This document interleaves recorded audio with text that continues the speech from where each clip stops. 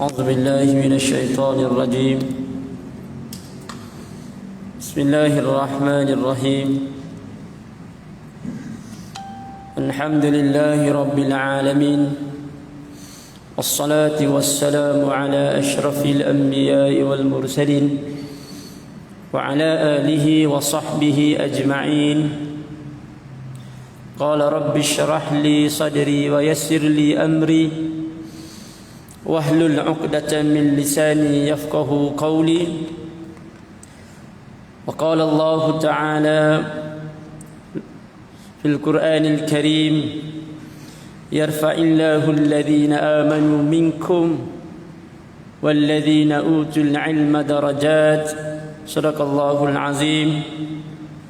Yang dimuliakan Tuan Imam, yang dihormati Nazir Masjid Kota Damansara, seluruh barisan AJK, para alim ulama, datuk-datuk, datuk-dating, para pimpinan masyarakat, hadirin hadirat, ibu-ibu, ayah-ayah, Assalamualaikum warahmatullahi wabarakatuh. Alhamdulillah, pertama dan selama-lamanya, marilah sama-sama kita memanjatkan, merafakkan setinggi syukur kita pada Allah Subhanahu wa taala kerana dengan limpah dan kurniaannya Allah masih berikan kesempatan kepada kita, Allah berikan kesihatan kepada kita untuk sama-sama kita berada di rumah Allah Subhanahu wa taala. Alhamdulillah, kita dapat rasakan ketenangan, kita dapat rasakan keseronokan bila mana kita dapat melaksanakan solat berjemaah.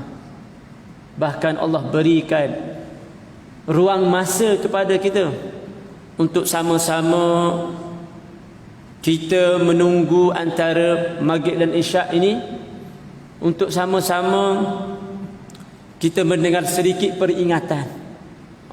Bukan ceramah, bukan tazkirah. Memenuhi di kerusi ini, saya bukan nak berceramah, bukan nak berkuliah, sekadar nak berkongsi ilmu dan nak sama-sama kita mengambil peringatan. Sebagaimana Allah berfirman, wa zakkir fa inna dzikra tanfa'ul mu'minin. Berilah peringatan, sesungguhnya peringatan itu memberi kebaikan, manfaat kepada orang yang beriman kepada Allah Subhanahu wa taala.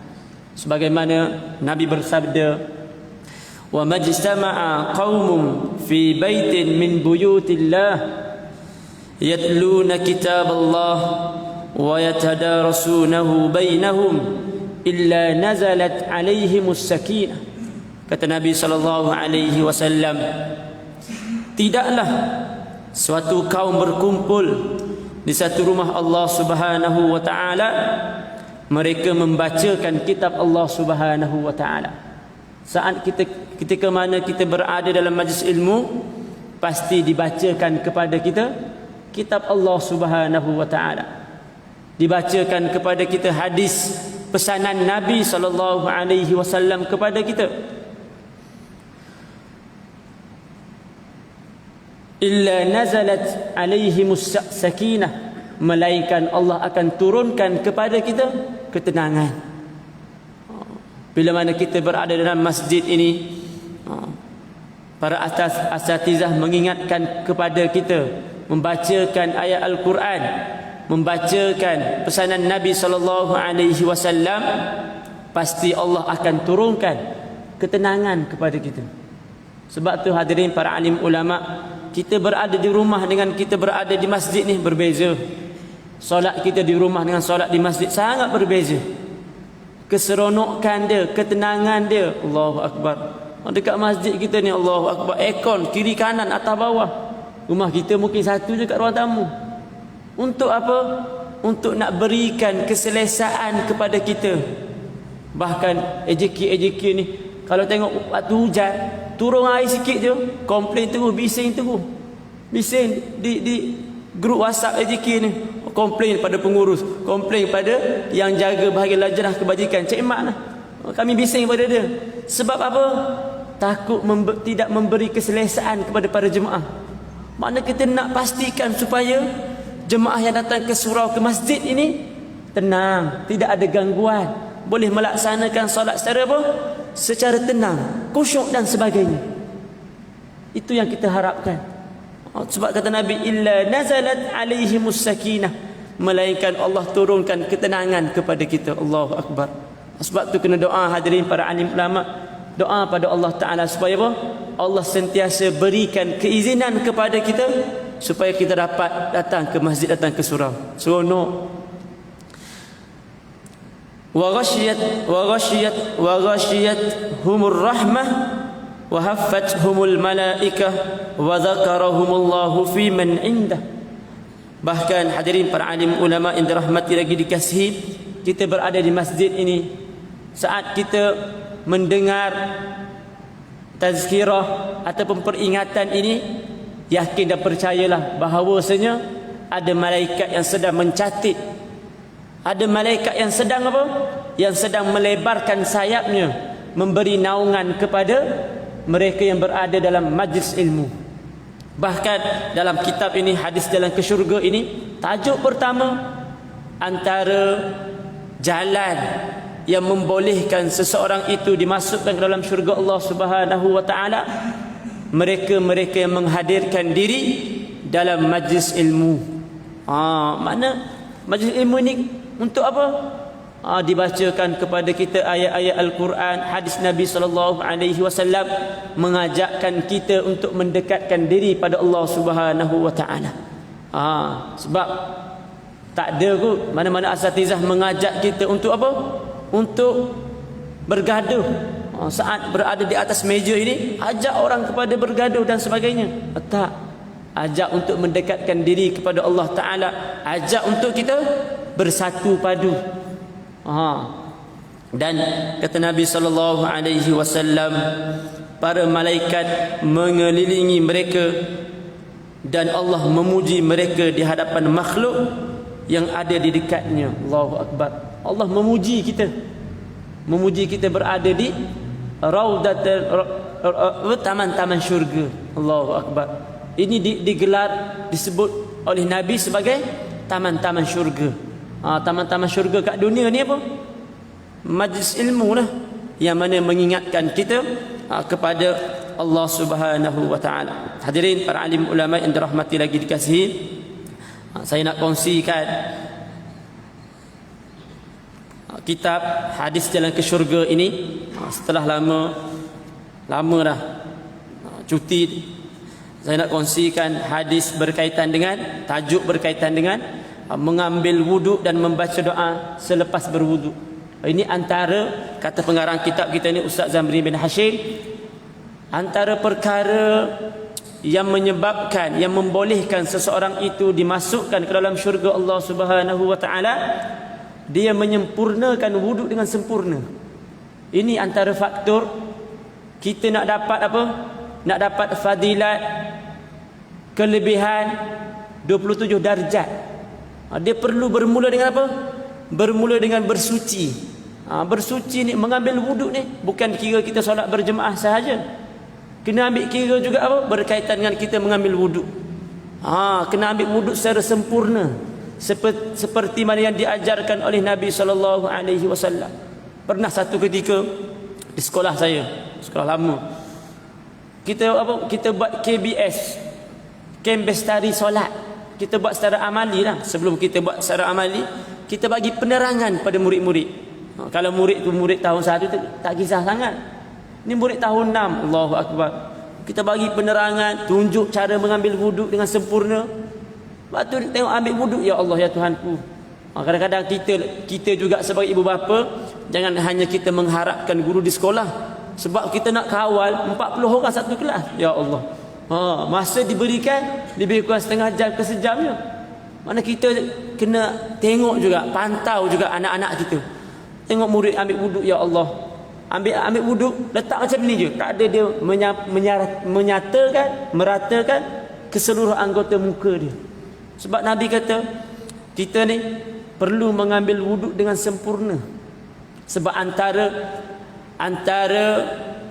Kata Nabi SAW, umatku ni akan dikenali oleh Nabi SAW, ummati yad'u yaumal qiyamah ghuzzan muhajjilina min asaril wudu. Kata Nabi SAW, umatku akan dikenali oleh Nabi SAW kesan wudu yang kita ambil pada hari ini. Saat kita dikumpulkan oleh Allah Subhanahu wa taala pada mahsyar kelak, berjuta-juta manusia. Bagaimana pada saat itu Nabi nak kenali kita, bagaimana Nabi nak cam kita. Ini yang kita harapkan. Kesan daripada kita mengambil wudu, kesan kita ambil air wudu tu, ini yang menyebabkan Nabi boleh kenal kita. Saya tertarik kepada salah seorang tenaga pengajar kita di masjid kita ni, Dr. Faisal Asy'ari. Biasa dia kelas subuh dekat Masjid Kota Damansara kita ni. Dalam satu buku dia tulis apa? Dia mengambil kata-kata, mutiara kata daripada almarhum Tuan Guru ni Abdul Aziz. Dia kata, saat kita mengambil wuduk ni, kita ambil wuduk ni, bukan kita nak buang najis yang melekat pada jasad kita. Cuba kita perhatikan, fikir logik akal kita. Contoh, kalau kita kentut, buang angin. Kalau kita fikir logik akal, kenapa tak basuh saja bahagian dubur tu? Kenapa kita mengambil wuduk kembali? Apakah ada najis najis yang melekat pada jasad kita? Adakah najis tersebut melekat pada tangan kita, rambut kita? Betul juga. Kalau kita fikir dengan logik akal, agama ini macam tu. Kata almarhum Tuan Guru, simboliknya kita mengambil wuduk ni bukan kita nak buang najis yang melekat pada jasad kita, tapi kita nak buang dosa yang melekat pada jasad kita. Sebab tu kita kena berdoa saat kita mengambil wuduk, doa pada Allah Subhanahu wa taala, basuh tangan, ya Allah, tanganku ini banyak melakukan dosa padamu ya Allah. Saat kita basuh muka kita, wajah kita ni, mata kita, hidung, telinga kita ni, mungkin banyak kita melihat apa? Melihat maksiat, melihat perkara-perkara mungkar. Minta ampun pada Allah Subhanahu wa taala. Wahai Allah Taala, mukaku ni, wajahku ni selalu melihat perkara-perkara yang haram.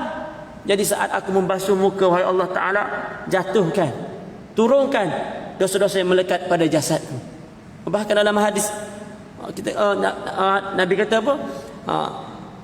Man tawadda'a fa ahsanul wudu, barang siapa yang mengambil wuduk dengan sempurna, kharajta khataya, kemudian jatuh dosa-dosa yang melekat pada jasadnya bersama dengan air tersebut. Sebab tu kita kena doa pada Allah Taala, mudah-mudahan saat kita mengambil wuduk itu Allah hilangkan dosa yang melekat pada jasad kita. Bukan kita nak buat najis, bukan kita nak buang najis yang melekat pada jasad kita, sebab tak ada najis pun, bersih pun muka kita. Tapi kita nak buang dosa-dosa yang melekat pada jasad kita. Jadi para alim ulama yang dirahmati lagi dikasihi, maknanya tajuk ni tajuk berkaitan dengan wuduk dan membaca doa selepas berwuduk. Penting. Selepas kita sempurna mengambil wuduk, baca doa. Doa yang sering kali kita lihat. Mungkin di rumah kita tak ada signboard tak ada. Dekat masjid ada, betul tak? Biasa dekat tempat kita mengambil wuduk tu, kalau kita pandang atas ada signboard, signis asyhadu an la ilaha illallah wahdah. Tapi kat rumah kita tak ada lah. Tapi sunat sebenarnya, tapi sunat ini hikmahnya bila mana PKP ni, kita mengambil wuduk di rumah kita, betul tak? Sebelum ni saya sendiri pun datang ke masjid, ambil wuduk di masjid. Tapi sebenarnya sunnahnya kita mengambil wuduk di rumah. Ada hadis Nabi SAW. Nabi bersabda, barang siapa yang mengambil wuduk di rumahnya Nabi sebutkan. Tapi hikmahnya bila berlaku PKP ni, SOP daripada pihak JAIS, sebaiknya mengambil wuduk di rumah. Bahkan air kolah dekat masjid ni semua dituang. Mungkin kata bahaya, COVID boleh jangkit dan sebagainya, ya Allah. Maknanya ada hikmahnya, ada kebaikannya. Bahkan kita tahu bahawasanya ada hadis yang mengatakan kepada kita, barang siapa yang mengambil wuduk di rumahnya lalu dia melangkah ke masjid untuk melaksanakan solat fardu, langkahan pertamanya Allah akan mengampunkan dosanya. Ya Allah, ya Tuhanku. Maknanya kita ambil wuduk secara sempurna di rumah kita, baca doa, kemudian kita berjalan kaki ataupun menaiki motosikal, kenderaan, kita pergi ke masjid, ke surau. Allah langkahan pertamanya mungkin apa? Kita press motor yang pertamanya, Allah akan mengampunkan dosa kita. Memanglah waktu kita ambil wuduk ni, maknanya kita nak melaksanakan solat lah. Tak ada orang ambil wuduk apa? Ambil wuduk pergi lumba motor. Maknanya kita ambil wuduk, kita berjalan menaiki kenderaan ke masjid, langkahan pertamanya Allah akan mengampunkan dosanya. Allahu Akbar. Maknanya kita datang ke masjid, datang ke surau, kena yakin hadirin hadirat yang dirahmati lagi dikasih, Allah mengampun dosa kita. Dan langkahan seterusnya, Allah akan mengangkat darjat kita. Allah akan mengangkat darjat kita. Bahkan lagi, kalau kita berada lagi, stay lagi, kita mendengar tazkirah dan peringatan, lagi besar pahala. Kata Nabi SAW, man kharaja, barang siapa yang keluar daripada rumahnya, fi talabil ilmi, untuk menuntut ilmu. Maknanya kita ni datang solat satu hal dah, ambil wuduk di rumah satu hal. Kita niat pula keluar daripada rumah nanti, kalau ada kuliah, kita nak bersama, kita nak berada dalam majlis tersebut. Kata Nabi SAW, wa huwa fi sabilillah, sesungguhnya dia berada di jalan Allah Subhanahu wa taala, sehingga mana hatta yarji, sehingga mana dia pulang ke rumahnya. Alhamdulillah, mana besar pahala kita. Allah berikan pahala kepada kita. Hadirin para alim ulama yang dirahmati lagi dikasihi, hadis yang dibawakan oleh tuan pengarah kitab kita ni, kita baca satu hadis. Hadis yang diriwayatkan oleh An Umar radhiyallahu anhu anin Nabi sallallahu alaihi wasallam, ma minkum min ahadin yatawaddau fayubligh aw fayusbighul wudu summa yaqulu asyhadu an la ilaha illallah wahdah la syarika lah wa asyhadu anna muhammadan abduhu wa rasuluh illa futihat lahu abwabul jannah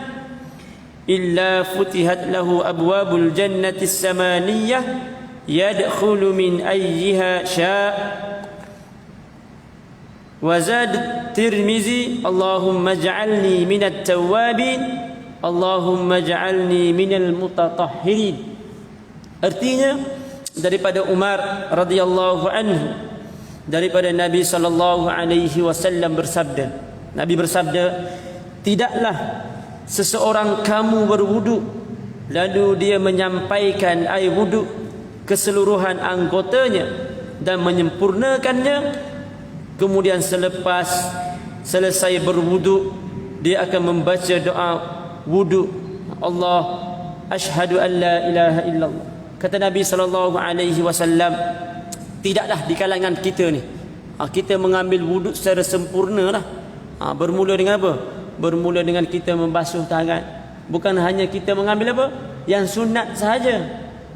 Bukan kita mengambil rukun saja. Sebab rukun wuduk ni tak banyak mana pun. Kita tahu tak? Rukun wuduk ada berapa? 2 kering, 6 basah ke 4 basah? Kalau anak kita tanya, ayah tahu tak? Ayah ingat tak? Rukun wuduk ni ada berapa? Mungkin Ustaz Lutfi dia tanyakan kepada orang yang nak berkahwin ke. Sepatutnya orang berkahwin ni dia kena prepare benda-benda apa? Basic macam ni. Kalau ditanyakan nak kahwin ni, tahu tak rukun apa?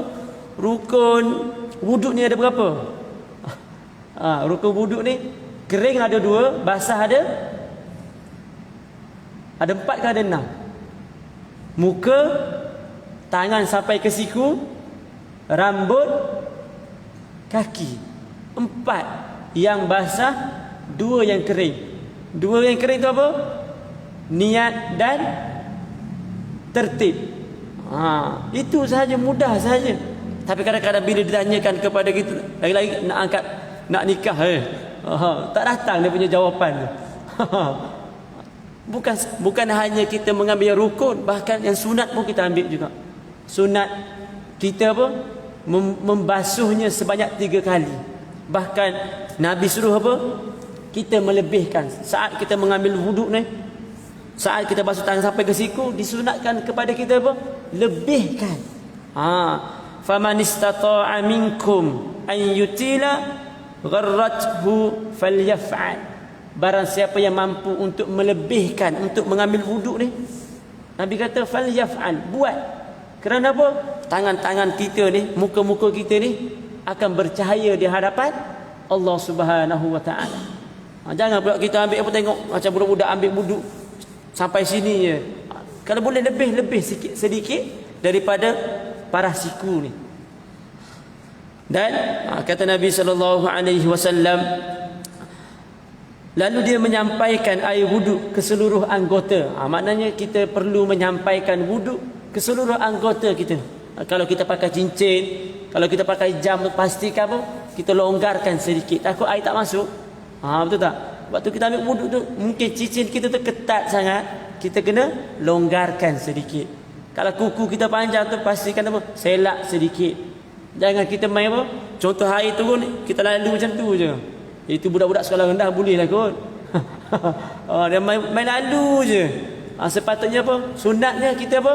Kita menggosok anggota kita dengan, kalau wuduk sebelah kanan, tangan kiri gosok anggota kanan. Sebab apa? Kita nak menyempurnakan mengambil wuduk. Kemudian kata Nabi sallallahu alaihi wasallam, dan kita membaca doa. Doa ni lah mungkin kadang-kadang kita ingat, kadang-kadang tak ingat. Kalau datang ke surau, tengok signboard tu, ingatlah. Tapi kalau kita mengambil wuduk di rumah kita, mungkin kita lalai ataupun kita tak ingat untuk mengambil wuduk. Tapi bila mana ada majlis, kuliah dan sebagainya, dia dapat mengingatkan kepada kita betapa besarnya pahala ataupun Allah berikan ganjaran kepada mereka yang membaca doa ni. Doa ni simple je, selalu kita dengar. Asyhadu an la ilaha illallah wahdah la syarikalah wa asyhadu anna Muhammadan abduhu wa rasuluh. Allahumma ja'alni minat tawwabi waj'alni minal mutatahhirin waj'alni min ibadikas salihin. Dalam riwayat ni dikata Allahumma ja'alni minat tawwabi, Allahumma ja'alni minal mutatahhirin.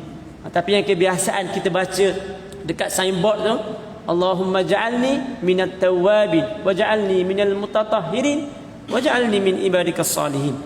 Kita minta pada Allah Taala. Maknanya dia apa?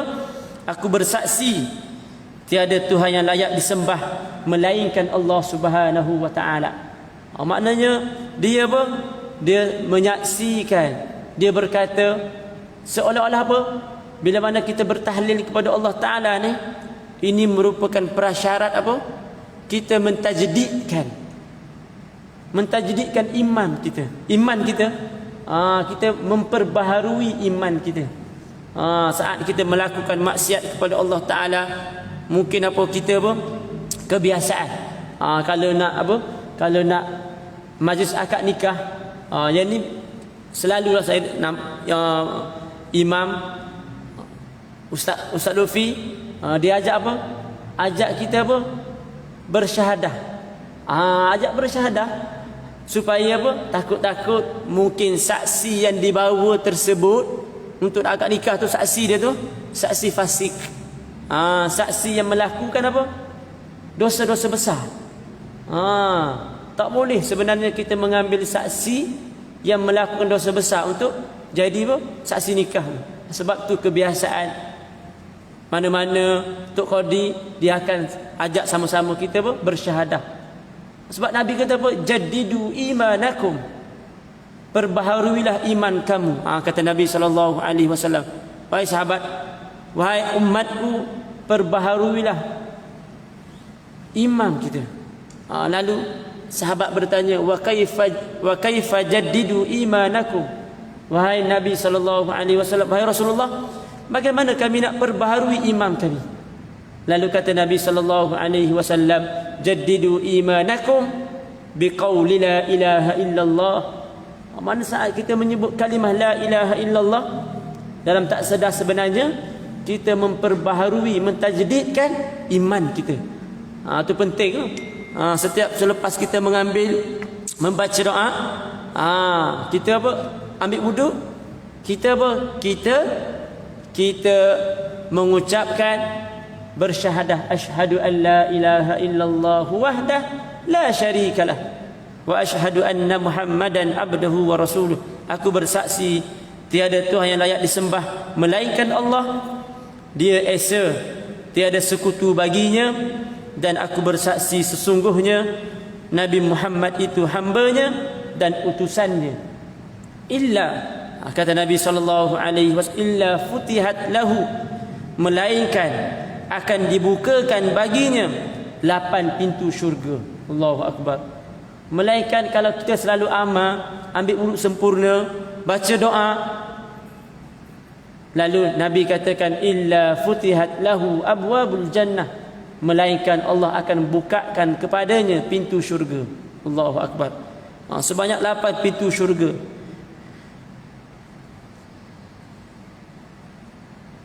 Yadkhulu min ayyiha sya', dan dia boleh masuk ke dalam syurga melalui pintu yang mana dia suka. Allahu akbar. Maknanya Allah berikan pilihan kepada kita nak masuk syurga mana. Sebab apa? Asbab kita ambil wuduk dengan sempurna, bahkan kita baca doa. Lepas tu kita solat lah. Bukan ambil wuduk sempurna, baca doa, tak solat. Maknanya kita melaksanakan perintah Allah Subhanahu wa taala, maka Allah berikan ganjaran kepada kita. Allah berikan kepada kita 8 pintu syurga yang mana kita nak masuk. Hadirin para alim ulama yang dirahmati lagi dikasihi, Imam At-Tirmizi menambah doa yang bermaksud Allahumma ja'alni minat tawwabin. Wahai Allah, jadikan aku daripada orang-orang yang bertaubat kepada Allah Subhanahu wa taala. Maknanya kita ni orang yang sentiasa bertaubat kepada Allah Subhanahu wa taala, minta keampunan. Selalu kita minta keampunan, sebab kita ni tak boleh kita kata diri kita ni tak pernah melakukan dosa pada Allah taala. Mungkinlah dekat masjid, dekat surau kita berada dalam masjid ni tak buat dosa lah, tapi pergi pasar raya, pergi pasar malam, ya Allah, letih nak jaga mata. Betul tak? Letih nak jaga mata. Sebab apa? Sebab kita berada dalam zaman fitnah ni. Allahu akbar. Sebab tu kena banyak bertaubat kepada Allah taala, beristighfar. Allahumma ja'alni minat tawwabin. Wahai Allah taala, jadikan aku ni, kami ni orang yang sentiasa bertaubat kepada Allah Subhanahu wa taala, dan jadikan aku daripada orang yang menjaga kesucian. Maknanya kita minta pada Allah taala, waj'alni minal mutatahhirin. Jadikan aku ni, kami ni, waj'alna, orang yang sentiasa menjaga kesucian, kebersihan. Dan sedikit keterangan daripada pengarang kitab kita. Tak lama dah, 10 minit lagi. SOP dia dah kena berhenti. Loceng bunyi kena berhenti. Okey, sikit lagi. Sedikit keterangan daripada pengarang kitab kita ni. Islam amat menitik beratkan kesucian dan kebersihan. Islam sangat menitik beratkan. Jauh mana kita ni kotor dan sebagainya, kita ni tahapnya bila mana masuk azan, kita kena bersihkan diri kita. Sempurna. Islam ni sangat sempurna kepada kita. Kotor mana kita, cemar mana kita, bila mana azan berkumandang, kita nak melaksanakan tuntutan kefarduan, pasti kita akan membersihkan pakaian kita, diri kita. Untuk apa? Untuk kita melaksanakan solat. Sesungguhnya kebersihan itu sebahagian daripada iman. At-tahud syatrul iman. Kebersihan itu adalah sebahagian daripada iman. Tak boleh kita melaksanakan solat dalam keadaan apa? Dalam keadaan kita bernajis, pakaian kita ada najis. Sebab antara syarat sah solat ni, hari ni ramai di kalangan masyarakat kita dia perli apa? Tambah satu lagi. Syarat sah solat ni, Kenapa? Kena 2 vaksin. Oh, Pak teruk betul. 2 vaksin tu syarat untuk datang ke masjid. Kena ingat, kena bagi tahu dia. Oh, dia nak perli golongan yang ambil vaksin, dia kata apa? Tambah sekarang ni pihak JAIZ tambah apa? Syarat sah solat ni kena ada 2 vaksin. Bukan. 2 vaksin itu syarat untuk kamu datang ke masjid. Ramai di kalangan masyarakat kita ni yang apa? Yang anti vaksin. Ruginya pada diri mereka juga. Nak datang ke masjid tak boleh, datang ke surau tak boleh, nak pergi pasar raya tak boleh, bahkan nak balik kampung pun tak boleh. Tak payahlah kita apa? Kita nak berkeras sangat. Selagi mana ada fatwa yang mengatakan perkara tersebut tak salah, untuk kita ambil, kita berakur sahaja. Hadirin para alim ulama yang dirahmati lagi dikasihi, sesungguhnya kebersihan itu adalah sebahagian daripada iman. Dan di antara syarat sah sembahyang ialah berwudu. Syarat sah salat ini adalah kena berwudu. Berwudu maknanya kalau kita dalam keadaan kita tak suci, dalam keadaan kita kotor, bernajis, kita tak boleh melaksanakan solat. Waktu kita melaksanakan solat, sunatnya apa? Kita memakai pakaian yang apa? Yang cantik lah. Pakaian cantik. Ini masyarakat kita kadang-kadang datang ke masjid, datang ke surau, ya Allah, pakai baju jersey je pun. Jersey yang kat belakang dia nombor 7 Ronaldo. Allahu Akbar. Kita semayang belakang dia pun kadang-kadang tak khusyuk. Tengok Ronaldo. Contoh. Usahlah. Nak pakai apa? Jersey dan sebagainya. Pergi pasar raya, boleh main bola. Tapi saat kita datang ke surau, datang ke masjid, biarlah kita memakai pakaian yang apa? Yang jubah ke, baju Melayu ke, baju kemeja ke. Maknanya pakaian yang sedap mata memandang. Ini pakaian jersey, ya Allah. Boleh apa? Boleh mengucar kacirkan jemaah yang berada di belakang dia. Allah, bangun tengok kepala, tengok Ronaldo. Allahu Akbar. Maknanya pilihlah pakaian yang bersih, lagi apa? Lagi baik saat kita sujud kepada Allah Subhanahu wa taala. Dan kata pengarang kitab kita lagi, kita mestilah menyempurnakan wuduk dengan menjaga sunat-sunat dan adat-adatnya. Waktu kita ambil wuduk ni ada sunat-sunat je, ada adat-adat dia. Waktu ambil wuduk janganlah bercakap. Sambil ambil wuduk kita bercakap dengan kawan kita sebelah. Jangan bercakap. Ada adab dia, ada sunat-sunat dia semasa kita mengambil wuduk. Kata pengarang kitab kita ni, kita mestilah menyempurnakan wuduk dengan menjaga sunat-sunat dan adat-adatnya. Antaranya membaca basmalah. Apa-apa perkara yang kita nak laksanakan, basmalah jangan tinggal. Bismillah. Sebab setiap perkara, apa-apa perkara yang kita nak laksanakan, sebut dengan bismillah. Jangan baca dengan hati, niat. Itu bukan baca, itu niat. Lebih-lebih lagi waktu makan. Waktu makan, jangan anak tanya, dah baca bismillah ya? Dah baca kat mana? Dalam hati. Bukan baca, itu niat. Baca ni sekurang-kurangnya didengari oleh telinga kita. Betul tak? Itu baru dikira baca. Mana kita baca bismillah. Yang seterusnya menghadap kiblat.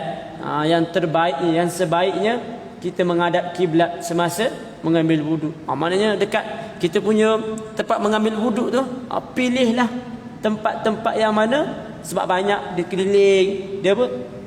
Segitiga apa? U.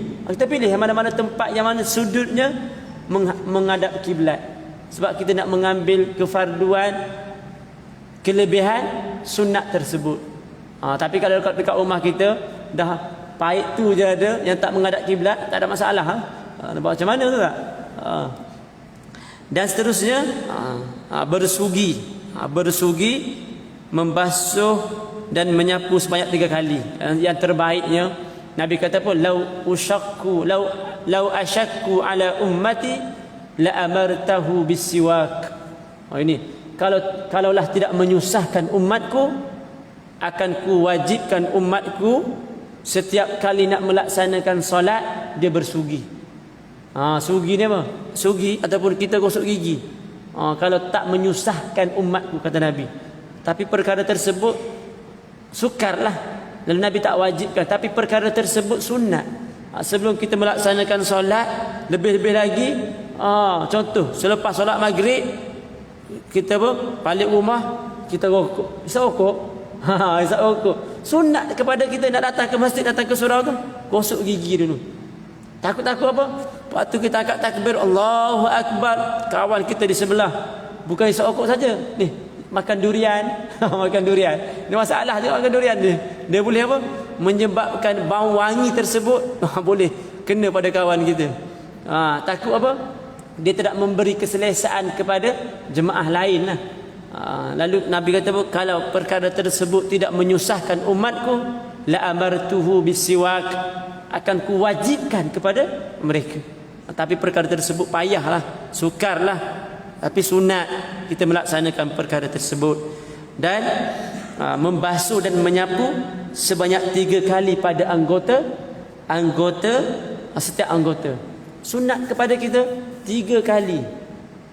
Kata ustaz saya, guru saya, kalau kita mengambil wuduk di rumah kita, kalau kita contoh kita buat 4 kali, makruh. Tapi kalau kita mengambil wuduk di surau, di masjid, kita ambil 4 kali setiap anggota kita, haram. Sebab apa?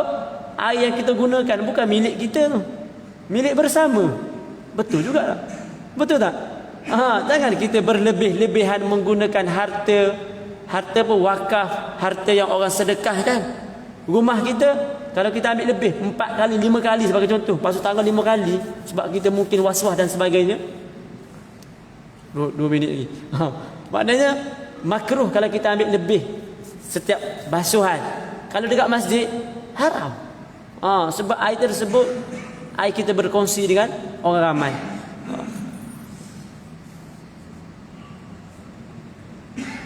Seterusnya, tidak bercakap, menggosok-gosok anggota, menyelat janggut, jari jemari, tidak bercakap, dan mengakhiri wuduk kita dengan membaca doa wuduk seperti yang diajarkan oleh Nabi SAW.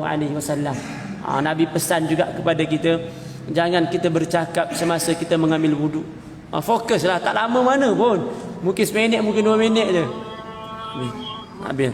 Okey, selepas itu selepas kita mengambil wuduk dengan sempurna, menghadap kiblat, dan kita baca doa asyhadu an la ilaha illallah ila akhir doa tersebut. Lalu illa futihat lahu abwabul jannah, melainkan Allah akan berikan kepada kita, Allah bukakan kepada kita pintu syurga. 8 pintu syurga. Kita boleh pilih pintu mana kita nak masuk. Allahu Akbar. Nampak kecil je perkara tersebut, tapi besar pahalanya di sisi Allah Subhanahu wa taala. Sebab tu pengarang kitab kita ni bawa apa? 40 hadis jalan ke syurga. Antara perkara-perkara yang kita laksanakan, perkara tersebut menyebabkan, membawa kita masuk ke dalam syurga Allah Subhanahu wa taala. Loceng pun dah bunyi dah. Nak panjang lagi tapi tak boleh. Kita ikut SOP. Sebab saya ni nanti Tuan Nazim marah nanti pada saya. Jadi hadirin hadirat para alim ulama yang dirahmati lagi dikasihi, satu saja saya nak maklumkan, nak kongsikan pahala dengan hadirin para alim ulama. Saya ada gerakan bersama dengan sahabat-sahabat NGO Syabab pemuda kreatif dan dinamik. Banyaklah kita adakan program-program untuk menarik anak-anak muda kita ni kenal kepada agama Allah Subhanahu wa taala, dekat kepada agama Allah Subhanahu wa taala. Yang terbaru ni kita akan adakan apa? AJK kita akan laksanakan satu program seminar berkaitan dengan apa? Membaiki kewangan selepas era pandemik Covid ni. Kalau ada di kalangan hadirin para alim ulama yang Allah berikan kelapangan harta lebihan, boleh masuk tabung. Untuk apa? Untuk kita dekati anak-anak muda kita ni, ajak mereka untuk apa? Kenal Islam. Jadi saya kira sekadar itu sahaja, sedikit perkongsian daripada saya. Apa yang baik itu datang daripada Allah Taala, apa yang kurang itu datang daripada kelemahan diri saya. Wabillahi taufiq wal hidayah. Assalamualaikum warahmatullahi wabarakatuh. Subhanakallahumma asyhadu an la ilaha illa anta nastaghfiruka wa natubu ilaik.